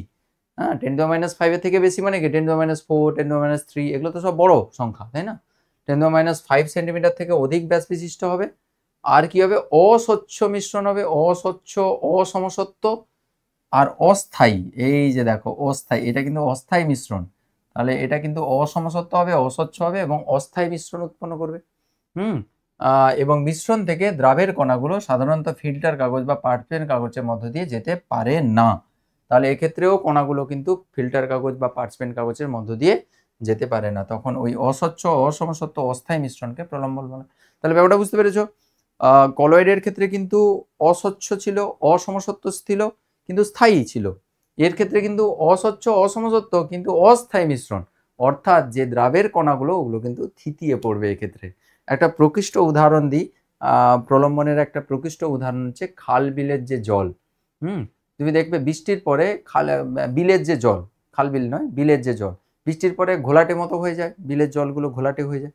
আজকে ধরো ঘোলাটে হয়ে গেছে, তুমি 10 দিন খানিক পর যাবে মাঠের পাশ দিয়ে, দেখবে ওই জলগুলো কিন্তু আবার পরিষ্কার হয়ে গেছে। হ্যাঁ, একদম চকচকে হয়ে গেছে, পরিষ্কার হয়ে গেছে। দিয়ে লোকজন মাছ ধরে না, লাইট টর্চ মেরে, লাইট মানে গ্রামের দিকে সব লাইট জ্বেলে ওরা মাছ ধরে। তো ঘোলাটে ছিল, কিন্তু কিছুদিন পরে ওইগুলো, ওই যে বালির কণা বা কাদার যে কণাগুলো, ওইগুলো তো মিশেছিল, কিছুদিন পরে কিন্তু ওইগুলো থিতিয়ে পড়েছে। যদি প্রলম্বন যদি স্থায়ী হতো তাহলে কিন্তু থিতিয়ে পড়তো না, ওইগুলো অস্থায়ী বলেই তো ওই জন্য ওই দ্রাবকের কণা ছেড়ে দ্রাবের কণাগুলো থিতিয়ে পড়েছে, তাই না? কাদামাটিগুলো থিতিয়ে পড়েছে। তাহলে এটা একটা বড় উদাহরণ প্রলম্বনের। তাহলে প্রলম্বন কিন্তু একটা অসমসত্ব এবং অস্থায়ী, অস্বচ্ছ, অসমসত্ব এবং অস্থায়ী মিশ্রণ। ঠিক আছে, আচ্ছা, বৈশিষ্ট্য, এখানে কি কি বৈশিষ্ট্য দেওয়া রয়েছে দেখো। প্রলম্বন হচ্ছে একটা অসমসত্ব, অস্বচ্ছ মিশ্রণ। নাম্বার 2, কণাগুলোর ব্যাস 10⁻⁵ সেমির থেকে বড় হয়, তাহলে এটা একটা অসমসত্ব এবং হচ্ছে অস্বচ্ছ মিশ্রণ। কণার ব্যাস 10⁻⁵ সেন্টিমিটার থেকে বড় হয়। কণাগুলি ফিল্টার কাগজ হবে, কাগজ ফিল্টার কাগজ বা পার্চমেন্ট কাগজের মধ্য দিয়ে যেতে পারে না। কণার সাইজ বড়, ফিল্টার কাগজের মধ্যে যেতে পারে, একমাত্র যায় কোথায়, প্রকৃত দ্রবণের ক্ষেত্রে চলে যায়, তাই না? প্রলম্বনে দ্রাবের কণাগুলি সাধারণত আণুবীক্ষণিক যন্ত্রের সাহায্যে এমনকি খালি চোখেও দেখা যায়। তাহলে প্রলম্বনের কণাগুলো এত বড়, তাহলে এর ক্ষেত্রে কণাগুলোকে খালি চোখেও দেখা যায়। তুমি খাল বিলের জলের ক্ষেত্রে কাদার কণাগুলোকে তুমি দেখতে পাবে। ঠিক আছে, তো এটা ছিল আমাদের বেসিক ক্লাসিফিকেশন। কিসের বেসিসে? এই কণার সাইজের বেসিসে। বারবার বলছি সেন্টিমিটারে দেওয়া রয়েছে, এটা কিন্তু ন্যানোমিটার আর ন্যানোমিটার, পিকোমিটার, এই সকল ইউনিটেও একটু খেয়াল রাখবে। পরীক্ষায় ন্যানোমিটার, সেন্টিমিটার না দিয়ে ন্যানোমিটার, পিকোমিটারে দিয়ে দিতে পারে। তো এটা ছিল বেসিক ক্লাসিফিকেশন। এরপরে আমরা এর একটা ব্রাঞ্চ আমরা বের করব, যেটা হচ্ছে কলয়েড। মানে মাঝখানে ছিল কলয়েড, ওই কলয়েড নিয়ে আমরা এবার একটু স্পেশাল ডিসকাশন করব। ঠিক আছে, কলয়েডটা আমাদের খুব ইন্টারেস্টিং একটা ব্যাপার। কলয়েড নিয়ে আমরা বেশি করে এরপরে একটু ডিসকাস করব, যেটা কিন্তু পরীক্ষার জন্য ভীষণ ইম্পর্টেন্ট। এখানে একটা পার্থক্য, একটা কলাম দিয়েছে যে প্রকৃত দ্রবণের ক্ষেত্রে কি ধর্ম দেখা যায়, কলয়েডীয় দ্রবণের ক্ষেত্রে কি ধর্ম দেখা যায়, প্রলম্বন বা সাসপেনশনের ক্ষেত্রে কি প্রপার্টি দেখা যায়, সেগুলোর একটা পার্থক্য দেওয়া রয়েছে। ঠিক আছে, পয়েন্ট ওয়াইজ করে দেওয়া রয়েছে। ফার্স্ট হচ্ছে প্রকৃত দ্রবণের প্রকৃতি, এটা এটা হচ্ছে সমসত্ব মিশ্রণ এবং স্বচ্ছ হয়। কলয়েডীয় দ্রবণ অসমসত্ব এবং অস্বচ্ছ হয়। প্রলম্বন অসমসত্ব এবং অস্বচ্ছ হয়। কণার ব্যাস কি হয় প্রলম্বনের প্রকৃত দ্রবণের ক্ষেত্রে 10⁻8 সেন্টিমিটার প্রায়, আর কলয়েডীয় দ্রবণের ক্ষেত্রে 10⁻7 থেকে 10⁻5 সেন্টিমিটার প্রায়, আর হচ্ছে 10⁻5 এর থেকেও বেশি সেন্টিমিটার। ব্যাস, কিন্তু ব্যাস নট ব্যাসার্ধ, খেয়াল রাখবে সবাই, ব্যাসার্ধ ভাবে ব্যাস। দৃশ্যমানতা পরা আণুবীক্ষণিক যন্ত্রেও দেখা যায় না, এর কণাগুলোকে পরা আণুবীক্ষণিক যন্ত্র বা মাইক্রোস্কোপেও দেখা যাবে না। কলয়েডীয় দ্রবণের ক্ষেত্রে পরা আণুবীক্ষণিক যন্ত্রের সাহায্যে কণাগুলির গতিবিধি দেখা যায় এর ক্ষেত্রে, আর এর ক্ষেত্রে সাধারণ অণুবীক্ষণ যন্ত্রের সাহায্যে এমনকি খালি চোখেও কণার সাইজ দেখা যায়। কেন? কণার সাইজ অনেক বড়। টিন্ডাল প্রভাব, টিন্ডাল প্রভাব এতক্ষণ বলেছিলাম না, ব্রাউনীয় গতি তো বলে দিয়েছি যে কলয়েডের ক্ষেত্রে কণাগুলো ইতস্ততভাবে ছোটাছুটি বা দৌড়াদৌড়ি করাকে বলা হয়, কলয়েডের ক্ষেত্রে ব্রাউনীয় মোশন। আর টিন্ডাল প্রভাব এই জিনিসটা কি, টিন্ডাল এফেক্ট, টিন্ডাল এফেক্ট জিনিসটা কি, টিন্ডাল প্রভাব। টিন্ডাল প্রভাব হচ্ছে, তুমি তোমাকে একটা ভালো উদাহরণ দিই, তুমি আরো ভালো করে বুঝতে পারবে। সকালবেলা তুমি যদি জানালার পাশে যদি ঘুমাও তাহলে আরো ভালো করে দেখতে পাবে, বা বিকালবেলা যদি সূর্যাস্তের সময় তুমি যদি ঘুমিয়ে থাকো, পাশে যদি জানলা থাকে, জানলার দিক দিয়ে যদি আলো ঢোকে তাহলে তুমি আরো ভালো করে বুঝতে পারবে। সকালবেলা ভোরের দিকে তোমরা সবাই দেখেছো এই জিনিসটা, জানলার মধ্যে দিয়ে যদি আলো ঢোকে তখন এরকম করে জানলার সাইড দিয়ে এরকম ফোকাসড হয়ে আলোটা এরকম ঢুকছে না, তুমি এরকম করে তাকিয়ে আছো, ফোকাসড হয়ে আলোটা এরকম করে ঢুকছে। হ্যাঁ, তো তুমি সেটা বুঝতে পারো না ভালো করে যে এরকম রে মতো করে লাইটটা ঢুকছে, সেটা কিসের জন্য হয়? কারণ ওই লাইটটা এরকম করে আসছে, ওই লাইটের গতিপথে যে সকল কণাগুলো বাতাসে মিশে রয়েছে, ওই লাইটটা এসে ওই কণার উপরে বিচ্ছুরিত হয়, সেই বিচ্ছুরণ থেকে কিন্তু লাইটটা আমাদের চোখে আসে। ঠিক আছে, তাহলে লাইটের কণাগুলো ওই ওর গতিপথে অবস্থিত যে সকল ধূলিকণা রয়েছে তার উপরে পড়ে, সেখান থেকে আলো বিচ্ছুরিত হয়ে আমাদের চোখে আসে। ফলে আমরা সাইড থেকে কিন্তু এই লাইটের গতিপথটাকে ভালো করে বুঝতে পারি। এরকম যে লাইট যাচ্ছে, তুমি যদি ওখানে ধূলিকণা না থাকলে তাহলে ওই গতিপথ কিন্তু তুমি বুঝতে পারতে না। লাইটটা যে এরকম করে মারছে, সূর্যালোকটা যে মারছে, বুঝতে পারতে না। ভালো করে খেয়াল করবে বাড়িতে, দেখবে এই গতিপথে যাচ্ছে সেখানে ধুলো বালি উঠছে, ধুলো উঠছে।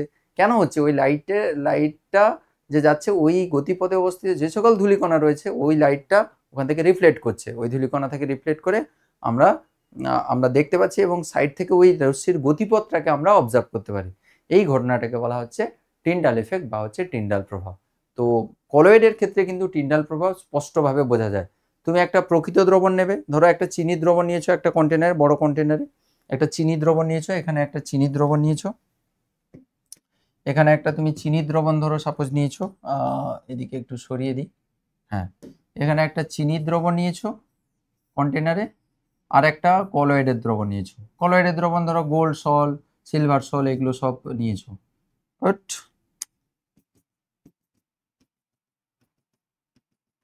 নিয়েছো, আচ্ছা, এটা হচ্ছে প্রকৃত দ্রবণ বা ট্রু সলিউশন, ট্রু সলিউশন, এসো এলএন লিখে দিলাম, আর এটা কলয়েড, COLLOID, কলয়েড। ঠিক আছে, ট্রু সলিউশনের ক্ষেত্রে তুমি যখন এরকম টর্চের লাইট ধরো, টর্চে, এটা হচ্ছে টর্চ, ঠিক আছে, টর্চের লাইট যখন এরকম করে ফেলছো, টর্চের লাইট যখন এরকম করে ফেলবে, টর্চের লাইট যখন এরকম করে ফেলছো, এখানে টর্চের লাইট যখন ফেলবে না, টর্চের লাইট যখন এরকম করে ফেলছো, টর্চের লাইট যখন ফেলছো, এই লাইটটা কিন্তু চারিদিকে এরকম ছড়িয়ে পড়বে, মানে তুমি বুঝতে পারবে না যে লাইটটা এই রকম করে আসছে বলে। কিন্তু তুমি এই কলয়েড দ্রবণের ক্ষেত্রে তুমি যদি এরকম লাইটটাকে যদি এখান থেকে টর্চ যদি ফেলো, দেখবে লাইটের গতিপথ সাইড থেকে এরকম স্পষ্টভাবে বোঝাচ্ছে যে এখান থেকে আসছে, যে এরকম করে সহজে মারছে, মানে তুমি সাইড থেকে বুঝতে পারবে যে এইরকম সোজা হয়ে লাইটটা চলে যাচ্ছে। আর এর ক্ষেত্রে লাইটটা পড়ে না, উফ, ডিস্টার্ব করছে, পুরো দ্রবণ জুড়ে ওই লাইটিং হয়ে গেছে, মানে এরকম নয় যে পুরো লাইটটা এরকম ফোকাসড হয়ে পড়ছে, এটা কিন্তু এখানে দেখতে পাবে না। এটা কোথায় দেখতে পাবে? এটা কলয়েড সলিউশনের ক্ষেত্রে দেবে, তার কারণ কলয়েডের ক্ষেত্রে কণার সাইজটা বড় হয়, প্রকৃত দ্রবণের তুলনায়, তাই সেখান থেকে কিন্তু ওই কণাগুলো লাইটটাকে বিচ্ছুরিত করে আমাদের চোখে এসে পড়ে, সেখান থেকে আমরা আলোর গতিপথ বুঝতে পারি। এটাকে বলা হয় টিন্ডাল এফেক্ট। ঠিক আছে, বুঝতে পেরেছো? টিন্ডাল এফেক্ট বইতে নেই, আমি বুঝিয়ে দিলাম। তো টিন্ডাল প্রভাব কোথায় দেখা যায় না? প্রকৃত দ্রবণে দেখা যাবে না, আর এর ক্ষেত্রে দেখা যাবে কলয়েডের ক্ষেত্রে, আর এর ক্ষেত্রে দেখা যায়। ঠিক আছে, প্রলম্বনের ক্ষেত্রে কি দেখা যায় না? তো প্রলম্বনের ক্ষেত্রে তো দেখা যায় না, স্পষ্ট নয়, প্রলম্বনের ক্ষেত্রে স্পষ্ট নয়। এর ক্ষেত্রে কিন্তু দেখা যায়। এটা ইম্পর্টেন্ট, টিন্ডাল এফেক্টটা ভালো করে দেখে রাখবে। ব্রাউনীয় গতি, ব্রাউনীয় গতি এর ক্ষেত্রে দেখা যায় না, এর ক্ষেত্রে ব্রাউনীয় গতি দেখা যায়, এর ক্ষেত্রেও দেখা যায়। দেখা যায় কিন্তু স্পষ্টটা কি হয়? স্পষ্ট হয়? যে বইতে আছে যখন করে রাখো, স্পষ্ট নয় কিন্তু। থিতায়ন বা থিতিয়ে পড়া, কোনো অবস্থাতেই এই কণাগুলি থিতিয়ে পড়ে না কার? প্রকৃত দমনের ক্ষেত্রে। আর এর ক্ষেত্রে উত্তপ্ত করলে বা তড়িৎ বিশ্লেষ্য পদার্থ যোগ করলে কণাগুলি সহজে থিতিয়ে পড়ে। এই এমনি অবস্থায় থিতিয়ে পড়ে না, এমনি অবস্থায় কিন্তু স্থায়ী। কিন্তু এখানে যদি তড়িৎ বিশ্লেষ্য পদার্থ, ধরো NaCl ঢেলে দিয়েছো বা অন্য কোনো তড়িৎ বিশ্লেষ্য পদার্থ ঢেলে দিয়েছো, তাহলে কিন্তু কলয়েডের ক্ষেত্রে যে কণাগুলো, দ্রাবের কণাগুলো রয়েছে, ওগুলো থিতিয়ে পড়ে যাবে। এখানে দ্রাবের কণা বলছি, অ্যাকচুয়ালি কলয়েডের ক্ষেত্রে অন্য কিছু বলা হয়, একটু পরে আমরা ডিটেল ডিসকাস করব। দ্রাবের কণা বলা হবে না, বিস্তৃত দশার কণা বলা হবে। তাহলে যে কণাগুলো মিশ্রিত হচ্ছে ওটাকে দ্রাবের কণা বলছি। তাহলে এই দ্রাবের কণাগুলো এক্ষেত্রে সহজে থিতিয়ে পড়ে, আর প্রলম্বনের ক্ষেত্রে অভিকর্ষ বলের প্রভাবে এর কণাগুলো সহজে থিতিয়ে পড়ে না। তাহলে এর ক্ষেত্রে কিন্তু অভিকর্ষের প্রভাবে এই কণাগুলি সহজে, থিতিয়ে পড়ে। তো প্রলম্বনের ক্ষেত্রে তো কণাগুলো থিতিয়ে পড়ে, এই যে খালবিলের জলের ক্ষেত্রে বললাম কাদার কণাগুলো সহজে থিতিয়ে পড়ে। লাস্ট কি বলছে? ব্যাপন। ব্যাপন, এটা হচ্ছে দ্রুত ব্যাপন ঘটে, মানে বেশি গাঢ়ত্বে দ্রবণ কম গাঢ়ত্বে দ্রবণের সঙ্গে সহজে মিশে যায়। এটা ধীর গতিতে ব্যাপন হয়, আর এর ক্ষেত্রে ব্যাপন ঘটে না।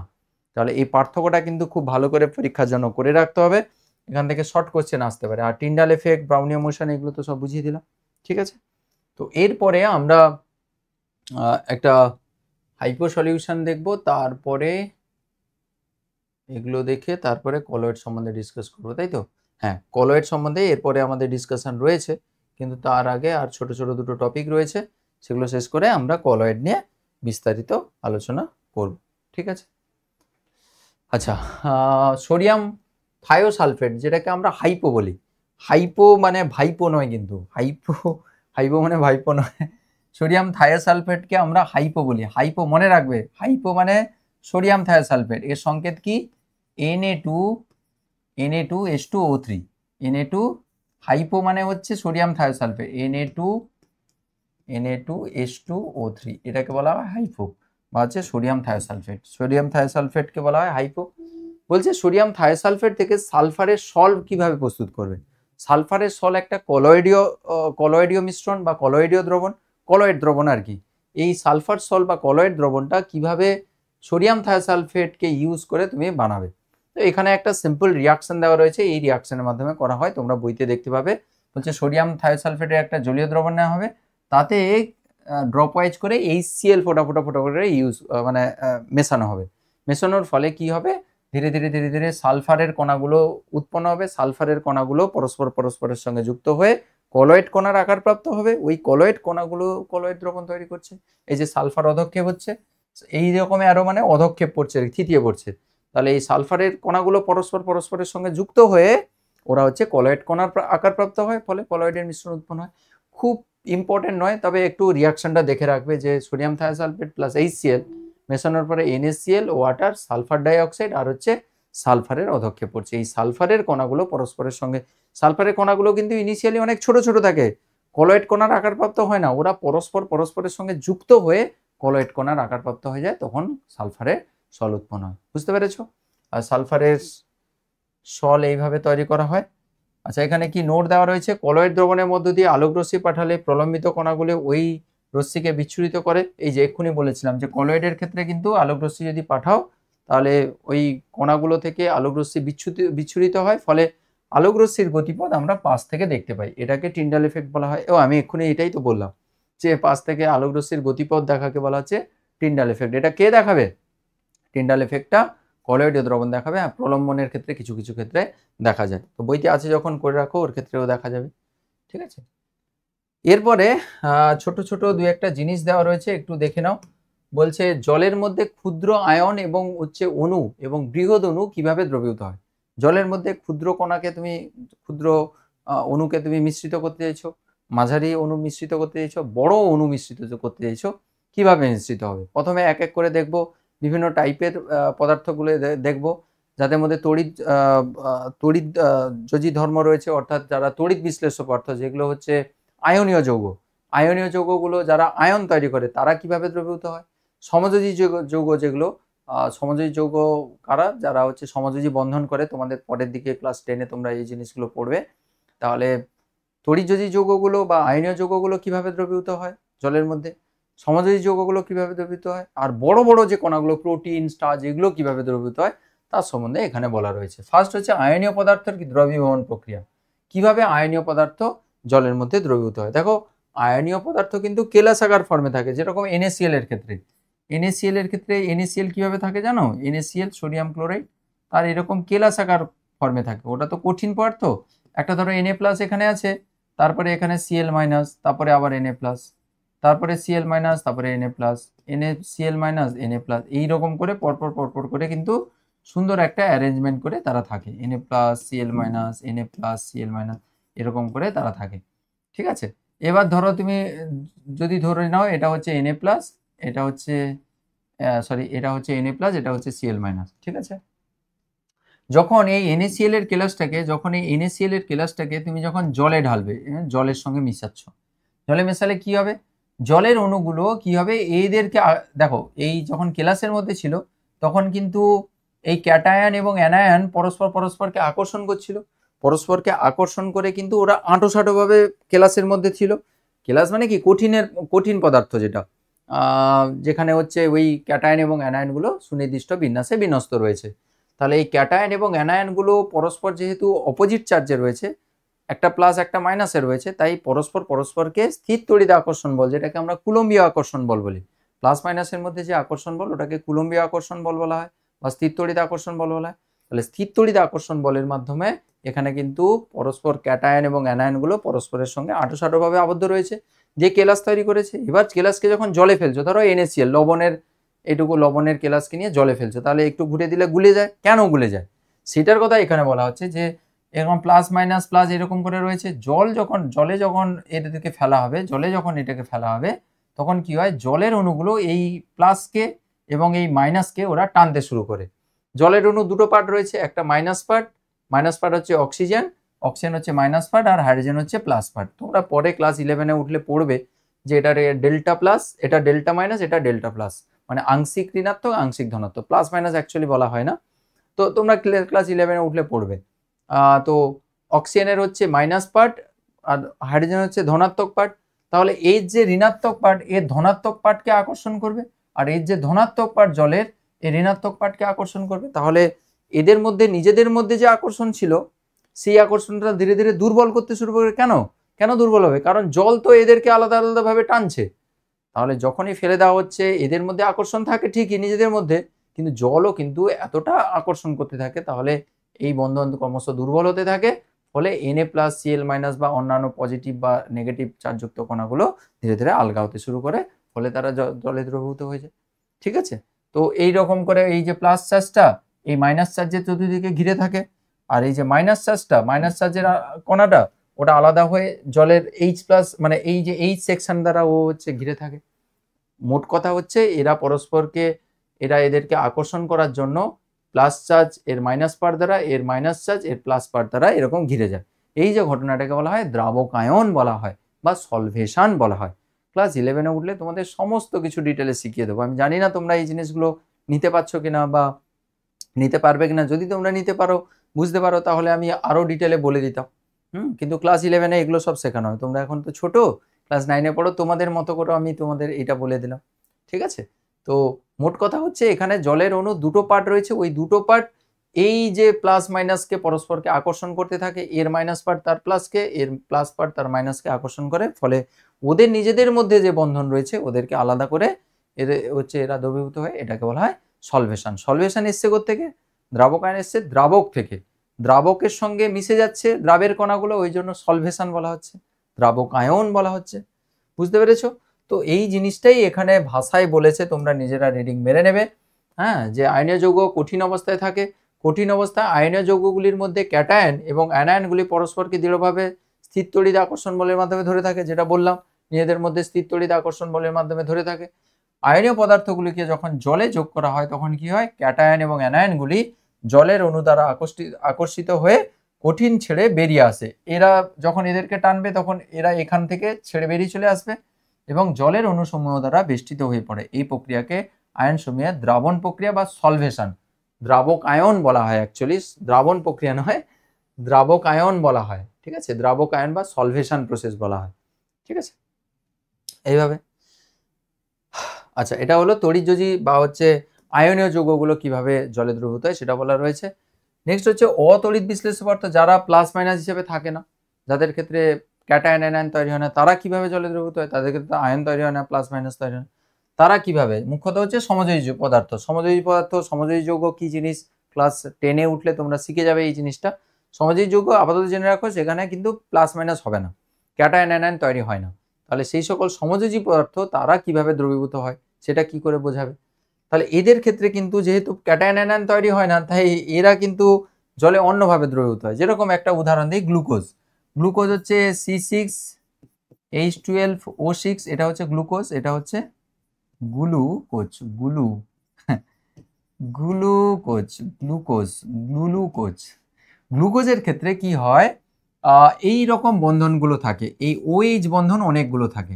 এই OH বন্ধনের একটা প্রপার্টি রয়েছে, তোমরা ক্লাস 11-এ ডিটেলে এর ডিসকাশন পাবে। স্যার শুধু কি 11-এ? হ্যাঁ, 9-এর সঙ্গে 11 পুরোপুরি কানেক্টেড। তোমরা যদি এখন যদি একটু একটু করে আইডিয়াগুলো ক্লিয়ার করে রাখো, ক্লাস 9-এ পড়ছো, কিন্তু যদি কনসেপ্টগুলো ক্লিয়ার করে রাখো যে হাইড্রোজেন বন্ধন, আচ্ছা হাইড্রোজেন বন্ধন স্যার একবার বলেছিলেন হাইড্রোজেন বন্ধনে এই জিনিস হয়, তাহলে তুমি যখন ক্লাস 11-এ উঠবে তাহলে এই জিনিসটা তোমার একেবারেই অসুবিধা হবে না। তুমি এখানে সুন্দর করে একটু একটু করে এখানে সলভেশন একটু পড়ে নিলে, একটু দ্রাবক আয়ন একটু শিখে নিলে, এই যে টার্মগুলো শিখছো, এই যে টার্মগুলোর সঙ্গে পরিচিত হচ্ছ, ইংলিশ টার্মগুলো সুন্দরভাবে শিখছো, এইগুলো তো তোমাকে ক্লাস 11-এ উঠলে হেল্প করবে, তাই না? সুতরাং তোমরা সুন্দর করে যদি বুঝতে পারো তাহলে আমাদের পড়াতে ক্ষতি নেই। তোমরা নিতে পারছো কিনা এটা হচ্ছে ব্যাপার। অধিকাংশ ক্ষেত্রে সমস্যা কি হয় জানো তো, স্যারেরা যে জিনিসটা সবসময় করে থাকেন, মানে সব স্যার নয়, এটা অবভিয়াসলি সব স্যার এই জিনিসটা করেন না, বেশিরভাগ স্যার যেটা করেন, যিনারা ধরো কেমিস্ট্রি ব্যাকগ্রাউন্ড নয় আর কি, যিনারা হয়তো ফিজিক্স পড়েছেন, বা অনেকে ফিজিক্সের স্যার রয়েছেন যারা কেমিস্ট্রিটা মোটামুটি বোঝেন, তো বেশিরভাগ ক্ষেত্রে যেটা হয় সেটা হচ্ছে স্যারেরা না ক্লাস 9-এর স্টুডেন্টদের একটু মানে ভাবে যে ওরা তো এত ছোট, ওদেরকে কেন এটা পড়ানো হবে। কিন্তু দেখো এই জিনিসটা যদি আমি তোমাদের এখন একটু আইডিয়া দিয়ে চলে যাই, একটু যদি বুঝিয়ে দিয়ে যাই, তাহলে তোমাদের পরে হ্যাঁ স্যার বলেছেন যে ক্লাস 11-এ এই জিনিসগুলো আবার শেখানো হবে, আবার বোঝানো হবে, তখন তোমাদের মধ্যে একটা ইন্টারেস্ট তৈরি হবে। হ্যাঁ, এখন তো স্যার একটু আইডিয়া দিয়ে দিলেন, ক্লাস 11-এ উঠলে আবার এই জিনিসটা ভালো করে শিখবো। তাহলে তোমরা তো এতটাও বাচ্চা নয় যে তোমরা বুঝতে পারবে না। আসলে স্যারেরা না এই জিনিসগুলো স্কিপ করে দেয়। স্যারেদের খাটতে হবে, বুঝতে হবে, স্যারেদের নিজেদের তোমাদের বোঝাতে হবে, বোঝাতে হলে তো পরিশ্রম রয়েছে। স্যারেরা ইচ্ছে করে এই জিনিসগুলো স্কিপ করে যান যাতে স্যারেদের এফোর্ট কম লাগে, স্যারেরা কমফোর্টেবল ওয়েতে পড়াতে পারে। তো আমার মনে হয় যে যদি তোমাদের ক্লাস 9, ক্লাস 10 থেকে যদি তোমাদের এই সকল আইডিয়াগুলো প্রথম থেকে ক্লিয়ার করে দেওয়া হয়, একটু ইংলিশ টার্মের সঙ্গে পরিচিত করে দেওয়া হয়, তাহলে না তোমাদের ক্লাস 11-12-এ যখন তোমরা 11-এ যখন উঠবে তোমাদের অসুবিধা হবে না। তো আমার তো ভীষণ ইচ্ছে রয়েছে যে তোমাদের এই ক্লাস 8-9-এর স্টুডেন্টদের এমনভাবে তৈরি করে দেবো যাতে তোমরা ক্লাস 11-এ উঠে যেন ক্লাস 12-এর প্রবলেম সলভ করতে পারো, ক্লাস 10-এ উঠে যেন 11-12-এর প্রবলেম সলভ করতে পারো। ঠিক আছে, আমাদের বাংলা স্টুডেন্টরা কেন কি খামতি রয়েছে, আমাদের বাংলার যে স্টুডেন্টরা রয়েছে, যারা ওয়েস্ট বেঙ্গলের স্টুডেন্টরা রয়েছে, তারা তো এতটাও খারাপ ট্যালেন্টেড নয়, মানে তারাও যথেষ্ট ট্যালেন্টেড, কিন্তু তাদের মধ্যে ট্যালেন্টের ঘাটতি নেই। আমাদের গাইডেন্সের অভাব, শুধু টিচারদের রেসপন্সিবিলিটির অভাব। টিচাররা যদি সদিচ্ছা প্রকাশ করেন না, টিচাররা যদি একটু যদি ভালো করে গাইডেন্স দেন, একটু ভালো করে পড়ান, বাচ্চারা খুব ভালো রেজাল্ট করতে বাধ্য। আমরা ছেড়ে দিই, মানে টিচাররা ভাবেন যে এরা তো ধরতে পারবে না, এরা কি নেবে, পরে শিখে নেবে, 11-এ শিখে নেবে, 12-এ শিখে নেবে, এগুলো উঁচু ক্লাসে পড়বে। কিন্তু একটু একটু যদি আইডিয়া দিয়ে যাওয়া হয় তাহলে মনে হয় খুব ভালো হয়। ঠিক আছে, তো আমি ওই জন্য চাইছি যে তোমাদের এই সকল ছোট ছোট আইডিয়াগুলো একটু ক্লিয়ার করে দেওয়ার, এই সকল কনসেপ্টগুলো একটু বুঝিয়ে দেওয়া যাতে তোমাদের পরে হেল্প হয়। তো যেটা আমি বলছিলাম যে গ্লুকোজের ক্ষেত্রে কিন্তু অনেকগুলো OH বন্ধন থাকে। এই OH বন্ধন একটা স্পেশাল টাইপের বন্ধন করে, যেটাকে বলা হয় হাইড্রোজেন বন্ধন। হাইড্রোজেন বন্ধন যে সে কিন্তু করতে পারে না। যৌগের মধ্যে যদি এই সকল বন্ধন থাকে, OH বন্ধন থাকে, NH বন্ধন থাকে, FH বন্ধন থাকে, এই সকল বন্ধন থাকলে তারা কি বন্ধনে অংশগ্রহণ করে, হাইড্রোজেন বন্ধন বা এইচ বন্ধন বলা হচ্ছে। এইচ বন্ডিং লিখে দিলাম, বাংলাতে কি বলবো? হাইড্রোজেন বন্ধন বলবো, একে বলবো হাইড্রোজেন বন্ধন। হাইড্রোজেন বন্ধন বলা হবে, ঠিক আছে। তাহলে যৌগের মধ্যে এই সকল বন্ধন থাকলে তারা হাইড্রোজেন বন্ধনে অংশগ্রহণ করে। এবার এরা আবার কার সঙ্গে যুক্ত হয় গো? এরা আবার অক্সিজেন, নাইট্রোজেন, ফ্লুরিন এদের সঙ্গে হাইড্রোজেন বন্ধনে অংশগ্রহণ করে। এবার গ্লুকোজে যেহেতু অনেকগুলো ওএইচ বন্ধন রয়েছে, আমি তো বলেছি ওএইচ বন্ধন থাকলে হাইড্রোজেন বন্ধন হবে। গ্লুকোজকে যখন জলে ফেলা হয়, এটাকে যখন জলে ফেলা হয় না, একে যখন জলে ফেলা হয়, তখন কি হয়? গ্লুকোজের এই ওএইচ বন্ধনগুলো জলের এই যে ও সেকশনের সঙ্গে ওরা এরকম বন্ধনে অংশগ্রহণ। কেন ও এর সঙ্গে হলো? তার কারণ এটা তো প্লাস সেকশন, এটাকে প্লাস এটাকে মাইনাস সেকশন দেয়। অ্যাকচুয়ালি প্লাস মাইনাস নয়, এটা ডেল্টা মাইনাস ডেল্টা প্লাস দিলেই ভালো। ডেল্টা প্লাস মাইনাস পরে বুঝবে, এদের ক্ষেত্রে প্লাস মাইনাস হবে না, তার কারণ এরা তো পুরোপুরি আয়নীয় যৌগ নয়, তাই না? এদের ক্ষেত্রে ডেল্টা প্লাস ডেল্টা মাইনাস মানে আংশিক ধনাত্মক আংশিক ঋণাত্মক। আর জলের ক্ষেত্রে এই ও সেকশনটা হচ্ছে ডেল্টা মাইনাস আর হাইড্রোজেন সেকশন হচ্ছে ডেল্টা প্লাস, তাই এর প্লাসের সঙ্গে এর মাইনাসের এই রকম বন্ধন হয়। এই বন্ধনকে বলা হচ্ছে এইচ বন্ডিং বা হচ্ছে হাইড্রোজেন বন্ডিং বলা হয়, ঠিক আছে। তাহলে এই গ্লুকোজের অণুগুলোকে যখন জলে ফেলা হয় না, গ্লুকোজের অণুগুলোকে যখন জলে ফেলা হয়, এই ধরনের হাইড্রোজেন বন্ডিং তৈরি হয়। তাহলে যদি গ্লুকোজের ওএইচ বন্ধন রয়েছে, এই ওএইচ গুলো ওয়াটারের সঙ্গে বন্ডিং করে, ফলে কি হয়? গ্লুকোজের অণুগুলো ওরা জলে দ্রবীভূত হয়ে যায়। তাহলে বুঝতে পেরেছো সমযোজী যৌগগুলো কেন জলে দ্রবীভূত হয়? তার কারণ, মেন কারণ হচ্ছে এই হাইড্রোজেন বন্ধন, ঠিক আছে। এই হাইড্রোজেন বন্ডিং এর কারণে এরা জলে দ্রবীভূত হয়। এখানে এইগুলোই রয়েছে আর কি, যে ওটা জলের অণুর মধ্যে এক প্রকার আকর্ষণ বল যেটাকে হাইড্রোজেন বন্ধন বলে। হ্যাঁ, যখন গ্লুকোজ জলে দ্রবীভূত হয় তখন জলের সাথে গ্লুকোজ অণুর ওএইচ বন্ধনের সঙ্গে এক প্রকারের আকর্ষণ বল যেটাকে হাইড্রোজেন বন্ধন বলা হয়। এর ফলে জলের অণু গ্লুকোজে একত্রিত হয়ে ওরা দ্রবণ উৎপন্ন হয়। কনসেপ্ট বুঝিয়ে দিয়েছি, বাকিটা দেখে নেবে। তো এখানে বলেছে যে জলের অণু আবার নিজেরা নিজেদের মধ্যে হাইড্রোজেন বন্ধন করে, ঠিক আছে।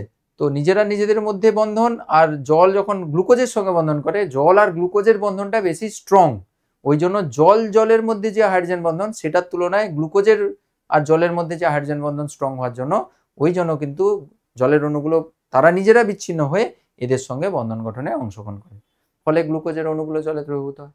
বুঝতে পেরেছো? আই থিঙ্ক বুঝতে পেরেছো, ভালো করে বোঝানোর চেষ্টা করলাম এই জিনিসটা। সেকেন্ড স্ট্যান্ডার্ডে এটা লেখা রয়েছে, ঠিক আছে। হলো। আচ্ছা, জলের মধ্যে বৃহৎ অণুগুলো কিভাবে দ্রবীভূত হয় তারপরের ক্লাসে আমরা কলয়েড সম্বন্ধে ডিসকাস করব, এটা লাস্ট। জলের মধ্যে বৃহৎ অণুগুলো যেমন প্রোটিন, ডিএনএ, স্টার্চ এগুলো কিভাবে দ্রবীভূত হয়? এগুলো কিছুই নয়, এরা কিছু কিছু ক্ষেত্রে প্রোটিন যেরকম অ্যামাইনো অ্যাসিড দিয়ে তৈরি। প্রোটিনের গঠনগত কি একক কি গো? Amino acid. অ্যামাইনো অ্যাসিডগুলো যখন বা প্রোটিনগুলো যখন জলে দ্রবীভূত হয়, তারাও কিন্তু জলের সঙ্গে অনেক সময় কি করে? হাইড্রোজেন বন্ধনে অংশগ্রহণ করে। তাহলে হাইড্রোজেন বন্ধনের মাধ্যমে অংশগ্রহণ করে। আবার কি হয়? এই সকল এই যে ডিএনএ, স্টার্চ, প্রোটিন এগুলো কিন্তু জলের প্রতি খুবই আসক্ত থাকে, অর্থাৎ জলাকর্ষী। এরা জলাকর্ষী হওয়ার জন্য জলে সহজে দ্রবীভূত হয়ে যায়। বুঝতে পেরেছো? আর পরে ক্লাস 11-12 উঠলে এগুলো সম্বন্ধে ডিটেল ডিসকাস হবে। ডিএনএ, স্টার্চ, প্রোটিন এগুলো কিভাবে এত ভালো করে দ্রবীভূত হয়, এর অনেক থিওরি রয়েছে, ঠিক আছে। তো বৃহদাণবিক কলয়েডগুলো এই সকল পদার্থগুলো অ্যাকচুয়ালি বৃহদাণবিক কলয়েড উৎপন্ন করে। এদের সাইজগুলো অনেক বড় সাইজ হওয়ার জন্য এরা যে কলয়েড উৎপন্ন করে তাদেরকে বলা হয় বৃহদাণবিক কলয়েড, ঠিক আছে। তাহলে এরা খুব স্থায়ী প্রকৃতির হয় এবং এরা সহজে জলের সঙ্গে মিশে যায়, তার কারণ এদের মধ্যে জলাকর্ষী পার্ট রয়েছে। ওই জলাকর্ষী পার্ট জলের সঙ্গে যুক্ত হয়ে ওরা হচ্ছে জলে সহজে দ্রবীভূত হতে পারে, ঠিক আছে। তো আই হোপ আজকের এই ক্লাসটা তোমাদের খুব ভালো লেগেছে তাহলে আশা করছি আজকের এই ক্লাসটা তোমাদের খুব ভালো লেগেছে এবং বুঝতে পেরেছো। ক্লাসটা বুঝতে পারাটা খুব ইম্পর্টেন্ট।